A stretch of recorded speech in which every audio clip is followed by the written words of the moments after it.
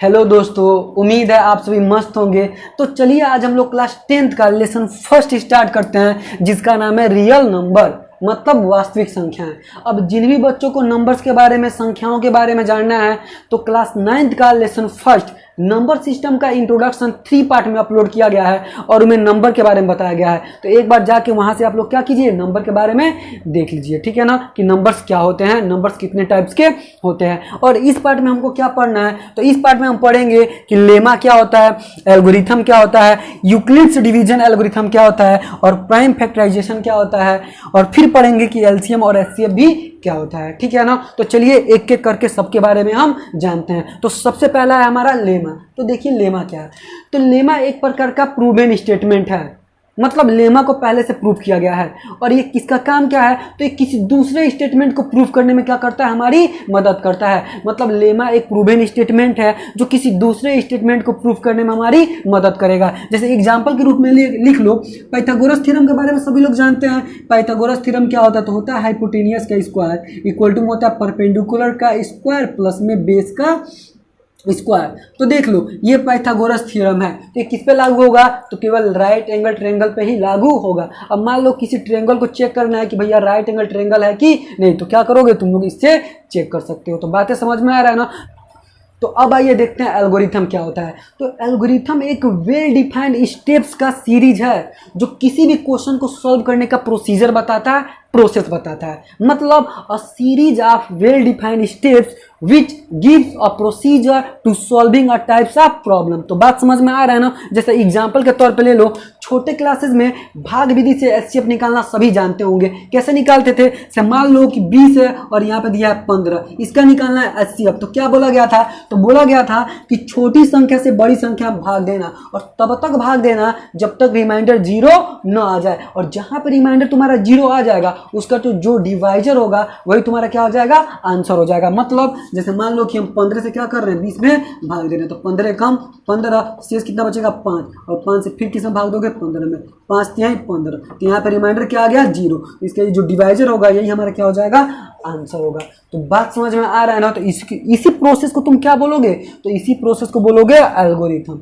तो बात समझ में आ रहा है ना। अब देखते हैं यूक्लिड्स डिवीजन एल्गोरिथम, यही हमारा क्या है, इंपॉर्टेंट। तो आइए अब देखते हैं यूक्लिड्स डिवीजन एल्गोरिथम क्या होता है। तो यूक्लिड्स एक मैथमेटिशियन का नाम है, डिवीजन मतलब भाग सबको पता है, और एल्गोरिथम मतलब क्या होता है, तो प्रोसेस, जो अभी पीछे बता के आया हूं। तो इसमें क्या बताया गया था, तो इस नियम में यही बताया गया था कि हम विभाजन विधि से भी किन्हीं भी दो संख्याओं का एचसीएफ प्राप्त कर सकते हैं। अब ये विभाजन विधि क्या होता है, तो ध्यान से देखना, होता है डिविडेंड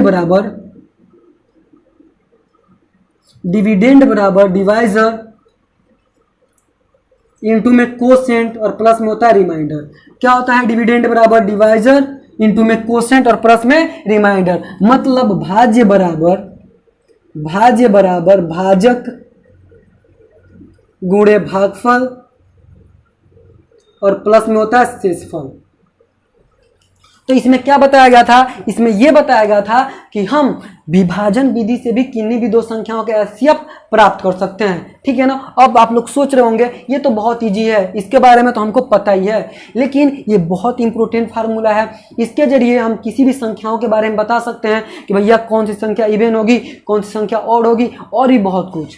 तो बात समझ में आ रहा है ना। तो चलिए देखते हैं कि यूक्लिड डिवीजन एल्गोरिथम से हम एचसीएफ कैसे प्राप्त करेंगे। तो आइए मान लीजिए दो संख्या है हमारे पास, एक संख्या है 15 और एक संख्या है 7। मतलब 7 से हमको 15 को डिवाइड करना है। तो चलिए डिवाइड करते हैं।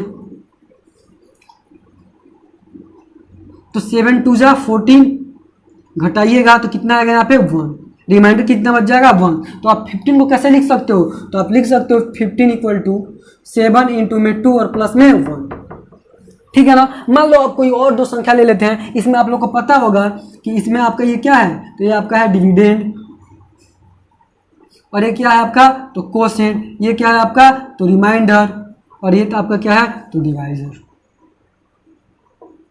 हिंदी में इसको क्या बोलोगे, तो बोलोगे भाज्य, इसको क्या बोलोगे, तो भागफल, इसको क्या बोलोगे, तो शेषफल, और ये तुम्हारा क्या है, तो ये तुम्हारा भाजक।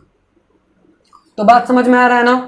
तो देख लीजिए, अब देखिए मान लीजिए कोई आपके पास दो संख्या है, एक है ए और एक है बी। आप बी से ए को डिवाइड कर रहे हो तो कैसे लिख सकते हो, तो ए बराबर लिख सकते हो बी और कोई नंबर आएगा क्यू प्लस में रिमाइंडर मान लो आ सकता है आर।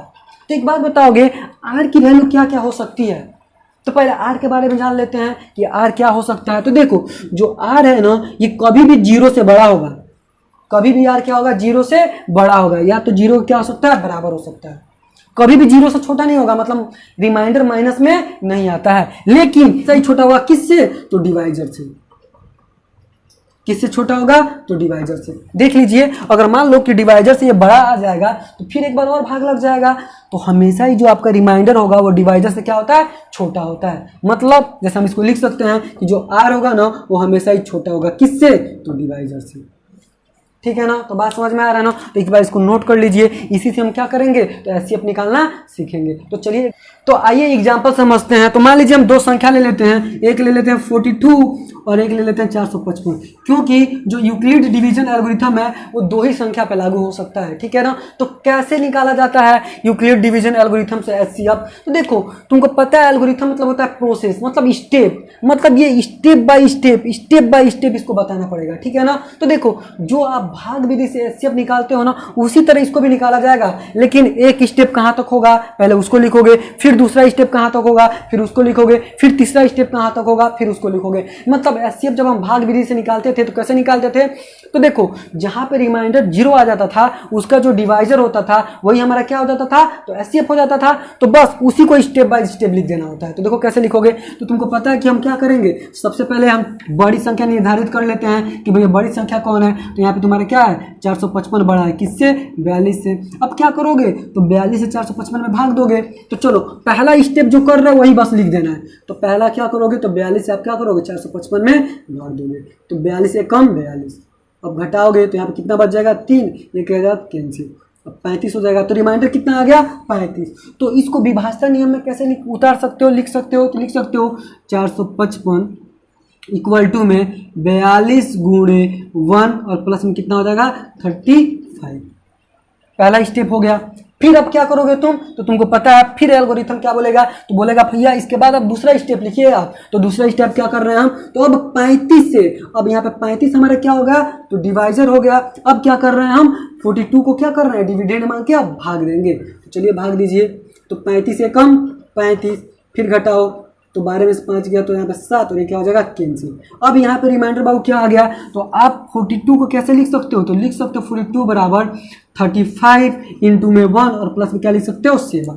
तो ये दूसरा स्टेप आ गया। मतलब एचसीएफ कहाँ होता है, तो एचसीएफ वहाँ पे होता है जहाँ पे हमारा रिमाइंडर क्या आ जाए, तो 0 आ जाए। इसके बाद आप तीसरा स्टेप लगाओगे तो क्या लगाओगे, तो फिर आप क्या करोगे, तो 7 से 35 में क्या करोगे भाग दोगे, तो 7 पचे 35 और यहाँ पे देखो तुम्हारा रिमाइंडर क्या आ गया, तो 0 आ गया।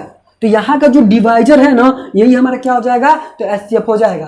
तो बस इसको कैसे लिखोगे, तो लिखोगे 35 इक्वल टू में 7 इंटू में 5 और रिमाइंडर क्या आ गया 0। तो here remainder equal to 0, then HCF बराबर कितना हो जाएगा बाबू, तो जो डिवाइजर होता है वही हमारा क्या हो जाता है, तो एचसीएफ हो जाता है। तो बात समझ में आ रहा है ना, तो देख लीजिए। तो यहाँ पे देख रहे हैं एल्गोरिथम मतलब प्रोसेस किया जा रहा है। पहला स्टेप ये है, उसके बाद इसको और इसको लेके इससे हम इसमें भाग दे रहे हैं। फिर क्या कर रहे हैं, जो भी रिमाइंडर आ रहा है उससे क्या कर रहे हैं हम डिविडेंड को डिवाइड कर रहे हैं। मतलब अलग अलग तरीके से हम क्या कर रहे हैं, सॉल्व कर रहे हैं, मतलब स्टेप बाय स्टेप। तो यही तुम्हारा क्या होगा, तो एल्गोरिथम से क्या कर रहे हो तुम, एचसीएफ फाइंड कर रहे हो। बाकी हम लोग जब एक्सरसाइज करेंगे तो इसको और डीपली जानेंगे, कैसे लिखना है उसको भी जानेंगे। ठीक है ना, तो अब आइए हम जानते हैं प्राइम फैक्टर क्या होता है। आइए देखते हैं। तो चलिए अब हम लोग देखते हैं अपना चौथा कंसेप्ट प्राइम फैक्टर। तो देखिए इंट्रोडक्शन में प्राइम नंबर के बारे में बताया गया है और फैक्टर के बारे में नहीं बताया गया है। तो चलिए हम देखते हैं यहाँ पे फैक्टर क्या होता है। तो देखिए कोई नंबर दिया गया है, तो जो दिया गया नंबर जिससे जिससे डिवाइड हो जाएगा ना वही उसका क्या कहलाएगा, फैक्टर कहलाएगा। जैसे एग्जाम्पल के लिए हम समझ लेते हैं, मान लीजिए एक संख्या दिया गया है 6। अब कोई पूछेगा कि 6 का फैक्टर बता दो, तो 6 जिससे जिससे डिवाइड हो जाएगा वही उसका क्या कहलाएगा, फैक्टर। तो सबसे छोटी संख्या से पहले चेक कर लो, तो सबसे छोटी संख्या तुम्हारा क्या है 1, तो 1 से डिवाइड होगा ना तो बोलोगे जी, 2 से तो जी, 3 से तो बिल्कुल, और फिर किससे होगा 6 से। क्या कोई भी संख्या अपने से बड़ी संख्या से डिवाइड होती है? तो बिल्कुल नहीं। मतलब इसके फैक्टर क्या हो जाएंगे? तो 1 2 3 एंड 6। तो अब फैक्टर के बारे में भी समझ में आ गया होगा। अब देखो प्राइम नंबर थोड़ा सा रिवाइज करा देता हूँ। तो प्राइम नंबर क्या बताया गया था?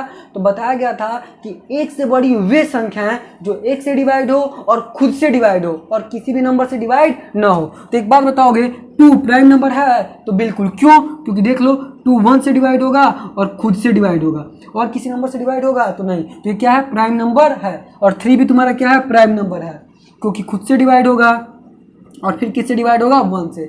अब एक बात बताओगे, मैं पूछूं 6 प्राइम नंबर है? तो नहीं। क्यों? क्योंकि देख लो ये 1 से भी डिवाइड हो रहा है, खुद से भी डिवाइड हो रहा है, अब देख लो 2 से भी डिवाइड हो जा रहा है, 3 से भी डिवाइड हो जा रहा है। तो ये क्या होगा? तो ये हमारा प्राइम नंबर नहीं होगा, क्योंकि प्राइम नंबर वे होते हैं जो एक से डिवाइड हो और खुद से डिवाइड हो और किसी भी नंबर से डिवाइड ना हो। मतलब 2 ही फैक्टर होने चाहिए। तो यहाँ पे देखो 2 से ज़्यादा फैक्टर हैं, इसीलिए 6 हमारा प्राइम नंबर नहीं होगा। अब एक बात बताओगे, हमको केवल प्राइम फैक्टर लेना है। तो ये सारे फैक्टर थे, तो इसमें प्राइम फैक्टर कौन होगा? तो केवल 2 और 3।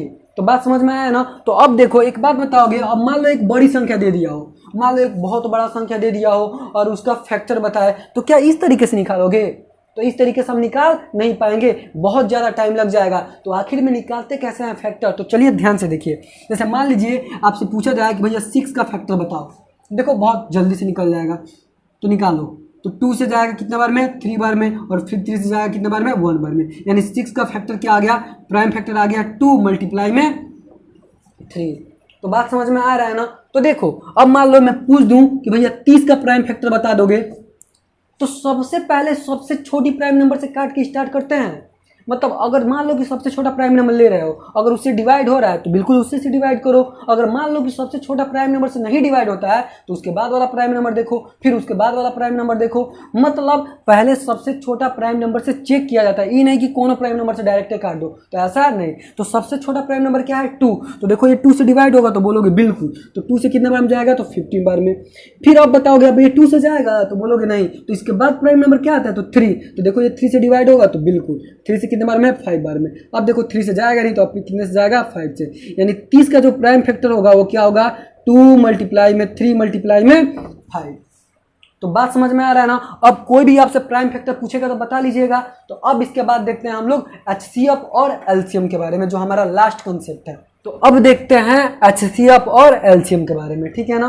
तो देखो कोई भी चीज़ को मैं बेसिक से बता रहा हूँ, मुझे पता है कि बहुत सारे बच्चों को आता है, लेकिन एक बार देखिएगा तो आप लोग को रिवाइज हो जाएगा, ठीक है ना? कुछ भी थोड़ा सा भूला होगा तो वो भी आप लोगों को क्या हो जाएगा? याद आ जाएगा। तो बात समझ रहे हो ना? तो आइए देखते हैं HCF क्या होता है और फिर देखेंगे LCM क्या होता है। तो सबसे पहले तो इसका फुल फॉर्म ही जान जाओ। HCF का फुल फॉर्म क्या होता है? तो देखो HIGEST, highest common factor. Highest common factor, factor के बारे में बता चुका हूं। हाईएस्ट मतलब सबसे बड़ा, और कॉमन का मतलब जो कम से कम 2 में हो। तो देखो HCF हम कम से कम कितनी संख्याओं का निकालते हैं? तो 2 संख्याओं का। तो चलो मान लो हम ले लेते हैं एग्जांपल से कि हमारे पास एक संख्या 20 है और एक संख्या मान लो कितना है तुम्हारा? तो मान लेते हैं 50 है। इनका हमको HCF निकालना है। तो चलो पहले जो ये दिया है हाईएस्ट कॉमन फैक्टर, इसी से हम बताते हैं कि इसका HCF कैसे निकाला जाएगा। तो चलो, तो सबसे पहले 20 का क्या करोगे तुम? तो फैक्टर निकालोगे। तो 1 2, फिर क्या होगा? 4, फिर क्या होगा? 5, फिर क्या होगा? तो 10, और फिर क्या होगा? 20। मतलब 20 का अगर फैक्टर निकालते हो ऐसे नॉर्मली कोई भी फैक्टर, तो क्या होगा? 1 2 4 5 10 एंड 20। अब 15 का निकाल लो। तो 50 का क्या होगा जी? तो बोलोगे सर 1 3 5, और क्या होगा? डायरेक्ट 50। ठीक, तो हमको लेना क्या है? तो अब इसके बाद लेना है कॉमन। फैक्टर तो निकाल चुके हैं, अब क्या लेना है? कॉमन। तो आ जाओ कॉमन लेते हैं। एक कॉमन है, और फिर क्या जी? तो बोलोगे सर 5 कॉमन है। अब क्या कुछ कॉमन दिख रहा है? तो बोलोगे नहीं।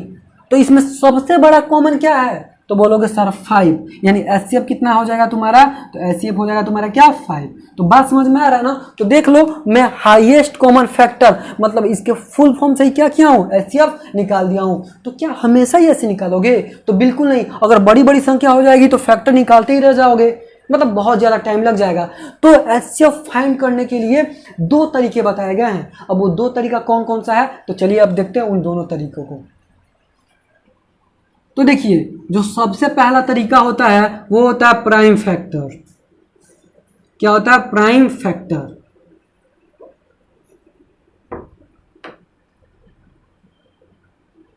दूसरा तरीका क्या होता है आपका, तो दूसरा तरीका आपका होता है डिवीजन मेथड। डिवीजन मेथड मतलब हम दो तरीके से, एक प्राइम फैक्टराइजेशन मेथड से निकालेंगे हम लोग एचसीएफ, और एक कौन से तरीके से निकालोगे, तो दूसरा तुम्हारा है डिवीजन मेथड। तो बात समझ में आ रहा है ना। तो अब देखो हम प्राइम फैक्टराइजेशन मेथड से कैसे एचसीएफ निकालेंगे, तो चलिए ध्यान से देखिए, क्योंकि ये मेरे सिलेबस में है, पूछा जाएगा इसीलिए मैं बता रहा हूँ। तो जैसे मान लो कि अभी हम एग्जाम्पल लिए थे 20 और 50, इसी का हम एचसीएफ निकाले थे। तो चलिए हम इसका एचसीएफ निकाल के दिखाते हैं। तो आ जाइए ध्यान से। तो देखो यहाँ पे दिया है प्राइम फैक्टर, तो सबसे पहले 20 का भी प्राइम फैक्टर निकालोगे और फिर किसका 15 का भी प्राइम फैक्टर निकालोगे। तो आ जाओ 20 का प्राइम फैक्टर कर लोगे तो 2 से जाएगा कितने बार में, 10 बार में, 2 से जाएगा 5 बार में, और 5 से जाएगा कितने बार में, तो बोलोगे सर 1 बार में। यानी 20 का प्राइम फैक्टर क्या आ गया जी, तो बोलोगे सर 2 मल्टीप्लाई में 2 और मल्टीप्लाई में क्या आ गया 5। और इसके बाद देख लो अब 15 का निकाल लो प्राइम फैक्टर, तो 3 से जाएगा 5 बार में और 5 से जाएगा 1 बार में। यानी 15 का तुम्हारा प्राइम फैक्टर क्या आ गया, तो बोलोगे सर 3 और इंटू में आ गया 5। तो देखो एचसीएफ क्या होता है, तो एचसीएफ ना जब प्राइम फैक्टराइजेशन मेथड से निकालोगे तो जो दोनों में कॉमन होगा ना बस उसी को ले लोगे। तो मान लोगे यहाँ पे क्या कॉमन दिख रहा है, तो बोलोगे सर 5। क्या और कोई कॉमन है, अगर और कोई भी कॉमन होता ना तो उसको भी ले लेते। जैसे मान लो इसमें केवल 5 कॉमन है, तो एचसीएफ हमारा कितना हो जाएगा, तो एचसीएफ हो जाएगा हमारा डायरेक्ट 5। तो बात समझ में आ रहा है ना। तो चलो एक और एग्जांपल से हम लोग समझ लेते हैं, ठीक है ना। तो इसको मैं मिटा देता हूं, जिसको नोट करना है तो एक बार नोट कर ले। तो आइए एक और एग्जांपल ले लेते हैं। तो ले लेते हैं 30 और क्या ले लेते हैं 60। इसको हमको प्राइम फैक्टराइजेशन मेथड से क्या निकालना है, तो एचसीएफ निकालना है। तो आ जाओ, तो 30 का पहले निकाल लो प्राइम फैक्टर, तो 2 से 15 बार में, 3 से 5 बार में और 5 से कितने बार में, तो 1 बार में। यानी 30 का जो तुम्हारा प्राइम फैक्टर आएगा वो क्या आएगा बाबू, तो बोलोगे 2 मल्टीप्लाई में 3 मल्टीप्लाई में 5। अब आ जाओ 60 का प्राइम फैक्टर देख लो, तो 2 से कितने बार में, 30 बार में, 2 से 15 बार में, 3 से 5 बार में और 5 से 1 बार में। यानी 60 का प्राइम फैक्टर क्या आ जाएगा, तो बोलोगे सर 2 मल्टीप्लाई में 2 मल्टीप्लाई में 3 मल्टीप्लाई में 5। अब क्या बोला हूं, तो जो कॉमन होता है ना केवल उसी को ले लो, वही तुम्हारा क्या हो जाएगा एचसीएफ। तो एक बार बताओ यहाँ पे 3 कॉमन दिख रहा है ना, तो बोलोगे जी, बोलोगे सर इसके पहले 2 भी तो कॉमन दिख रहा है, तो 2 भी कॉमन दिख रहा है और क्या दिख रहा है, तो 5 कॉमन दिख रहा है। तो केवल जो कॉमन है ना वही तुम्हारा एचसीएफ में आएगा, मतलब इसका एचसीएफ हो जाएगा। देखो क्या हो जाएगा एचसीएफ, तो एचसीएफ बराबर हो जाएगा, कॉमन क्या है, तो बोलोगे सर पहले 2 है मल्टीप्लाई में, यहाँ पे कॉमन क्या है, तो बोलोगे सर 3 है, और फिर कॉमन क्या है, तो बोलोगे सर 5 है। इसका कराओ तो 5 3 15 दूना 30, यानी इसका एचसीएफ कितना आ जाएगा, तो 30। तो बात समझ में आ रहा है ना। मतलब जो कॉमन नहीं होता है ना उसको छोड़ देते हैं, और जो कॉमन होता है उसको एक ही बार लिखोगे, ये नहीं कि 2 बार लिखने लगना। तो बात समझ में आ गया है ना। तो अब देखते हैं डिवीजन मेथड से। तो अब आइए डिवीजन मेथड को भी समझ लिया जाए। तो देखिए ध्यान से डिवीजन मेथड क्या होता है, एग्जाम्पल से समझ लेते हैं। जैसे ले लेते हैं हम 150 और ले लेते हैं एक संख्या 120, इनका हमको एचसीएफ निकालना है। तो डिवीजन मेथड क्या बोलता है, तो बोलता है कि भैया जो सबसे बड़ी संख्या है ना उसको सबसे छोटी संख्या से डिवाइड करो। तो चलिए डिवाइड करते हैं। तो 120 एकम 120, अब घटाओगे तो 0, यहाँ पे 3 और ये क्या हो जाएगा कैंसिल। अब क्या बोलता है, तो भैया जो भी रिमाइंडर आया होगा ना उससे किसको डिवाइड करो, तो उससे जो भी तुम्हारा डिवाइजर है ना उसको डिवाइड करो।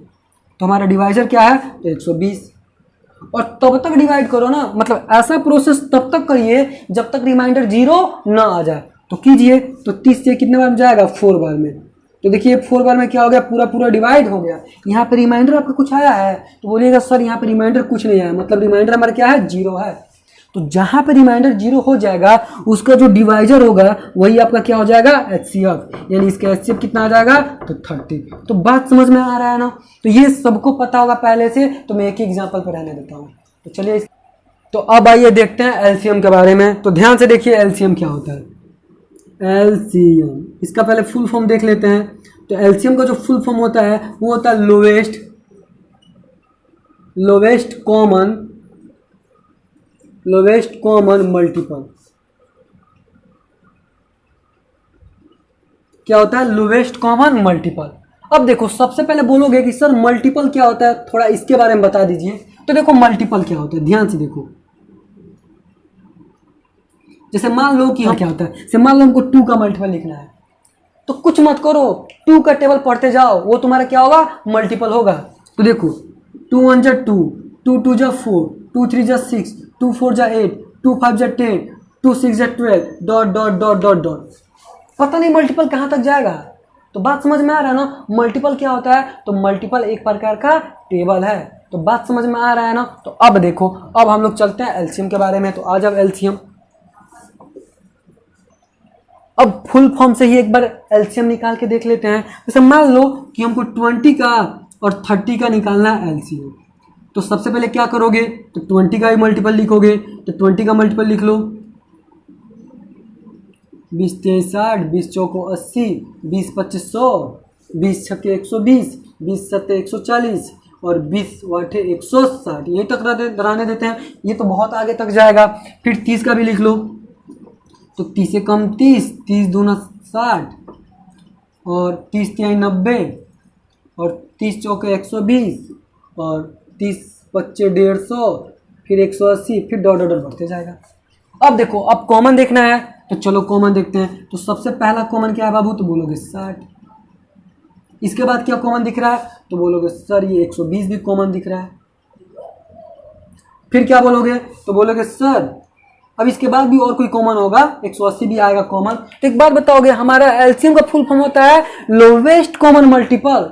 तो इसमें देखो ये भी कॉमन है और ये भी कॉमन है, तो इससे छोटा कौन कॉमन है, तो बोलोगे 60। यानी एलसीएम हमारा क्या हो जाएगा, तो 60। यानी जो सबसे छोटा कॉमन होता है ना, वही क्या हो जाता है, हमारा एलसीएम हो जाता है। तो बात समझ में आया ना। तो ये तो रहा हमारा फुल फॉर्म से। तो क्या हमेशा ही इस तरह से निकालोगे, तो इस तरह से बिल्कुल भी नहीं निकाल सकते हो। अगर बड़ी बड़ी संख्याएं आ जाएंगी तो इसे निकालते रह जाओगे, बहुत ज़्यादा टाइम लग जाएगा। तो इसके लिए भी 2 नियम बनाए गए हैं। तो चलिए वो दोनों नियम देखते हैं।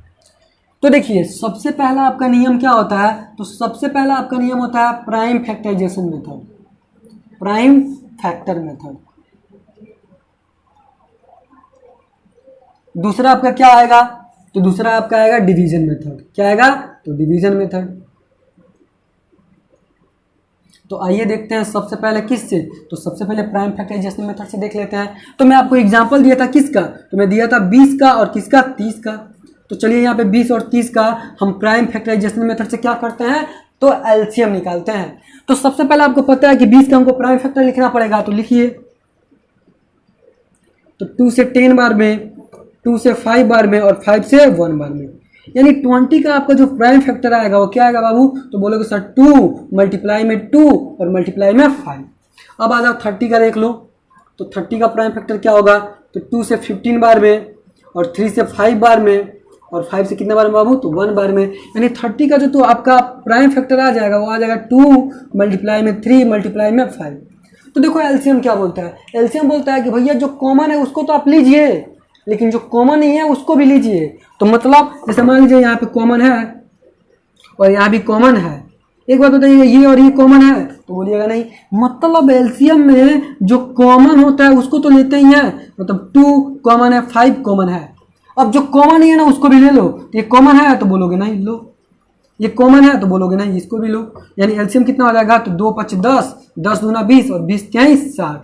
तो देख लो एलसीएम हमारा कितना आ गया, तो 60। तो बात समझ में आ रहा है ना। तो इसको तो सब लोग जानते होंगे, लेकिन मैं एक बार रिवाइज करा दे रहा हूँ। अब आ जाओ किससे, तो डिवीजन मेथड से। तो आइए अब देखते हैं डिवीजन मेथड से। कुछ मत करो, 20 को और 30 को एक ही में क्या करते हैं, हम लिख लेते हैं। बस इसका फैक्टर निकालते जाओ।